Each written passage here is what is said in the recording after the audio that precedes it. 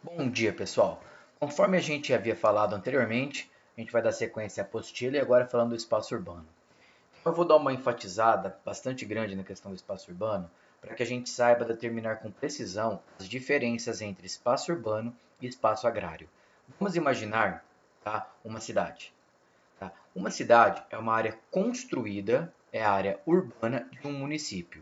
Enquanto ao seu entorno, as áreas não povoadas e com menos construções será o espaço agrário. Então a gente tem que compreender que o município ele é formado por dois espaços, o urbano e o agrário ou agrícola ou rural. Tá? A gente vai usar aí qualquer uma dessas denominações.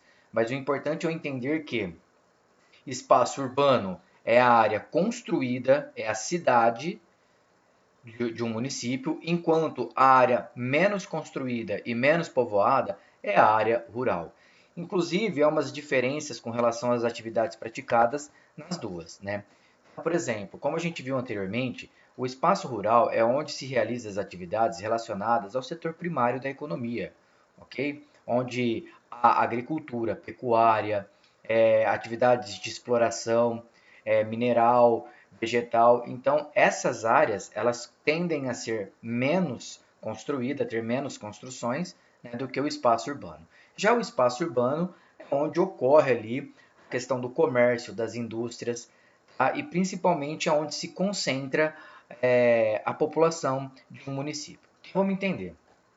A história da urbanização mundial, né, ela tem importantes capítulos. Então, a urbanização, na verdade, ela ocorre quando o homem deixa de ser sedentário. Perdão, pessoal, esquece isso, ele deixa de ser nômade, tá? Então, algumas situações, né, como o domínio do fogo, o domínio da técnica da agricultura, fez com que o homem começasse a permanecer em alguns lugares.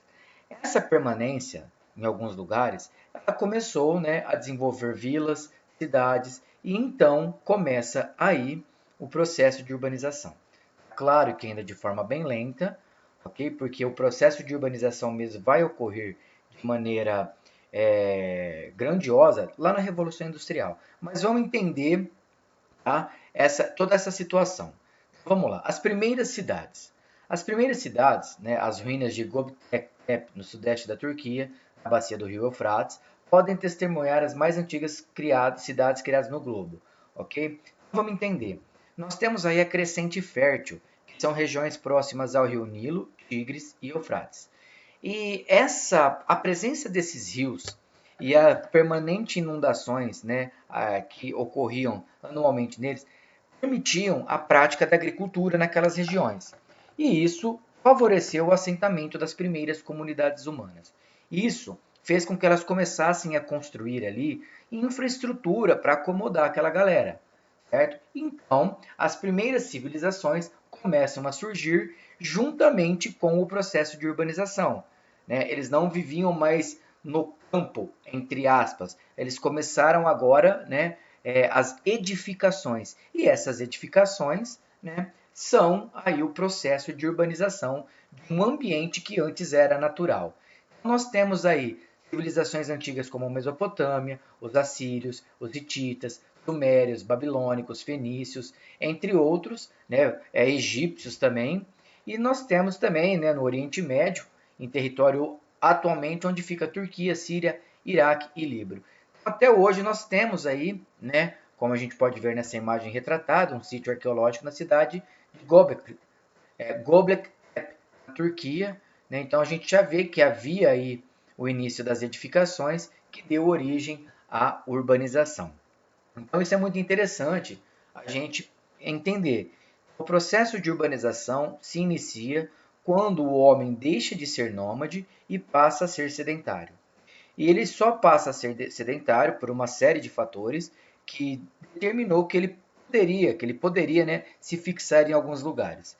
Ele se fixando nesses lugares, ele começaria a edificar as suas moradias e esse início de edificação, né, estaria transformando o espaço no que antes era natural, agora num espaço cultural edificado e o processo de urbanização então nasceria, ok? Nos atuais territórios do Egito, Paquistão, Índia e China, aglomerações urbanas pioneiras também foram criadas há milênios.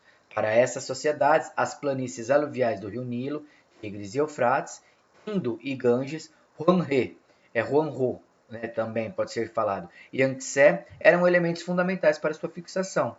Seu povoamento e desenvolvimento nas áreas costeiras do Mediterrâneo Oriental, como as penínsulas e as ilhas da atual Grécia e Chipre, também ofereciam essas situações.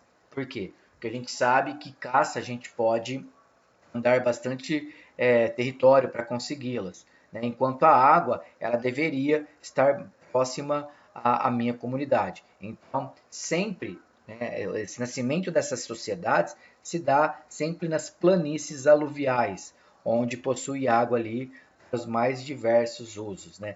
Tanto para irrigação na agropecuária, quanto para consumo humano. Bom, então a gente vai ver as principais cidades no mundo entre 3700 a.C. e 1 depois de Cristo. A gente percebe que ela fica aqui na costa do Mediterrâneo, ok? Aqui, ó, essa meia lua que a gente está vendo aqui é crescente fértil, né? Que olha, Rio Nilo, Tigres e Eufrates, né? Está nessa região. A região da China também é pioneira e maias, incas e astecas, né? Que já se assentavam aqui na região da América. A gente percebe que o interior dos continentes somente foram povoados logo após a aquisição das mais diversas técnicas e o uso da tecnologia. Então a gente percebe que as principais cidades do mundo, no período, alguns milênios atrás, estão associadas sempre à proximidade com a água, como a gente pode ver, né? E também em regiões onde tinha bastante água e não necessariamente era regiões da costa, como aqui no Mediterrâneo.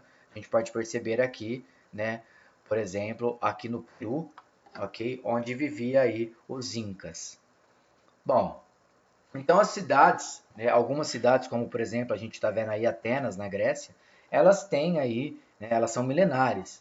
Então elas nasceram e foram cultivadas aí pelos mais diversos anos que foram passando, tá? E elas persistiram por conta dos cuidados que se tiveram com ela, né? Então as mais antigas cidades, elas estão hoje, né, nas regiões da Eurásia. A gente sabe que a Eurásia é o bloco continental que abrange a Europa e a Ásia, e entre elas destacam-se Sidom, Tiro, Biblos no Líbano, Benares na Índia e as capitais Damasco, da Síria, e Atenas, da Grécia. E a foto que a gente percebe aqui, né?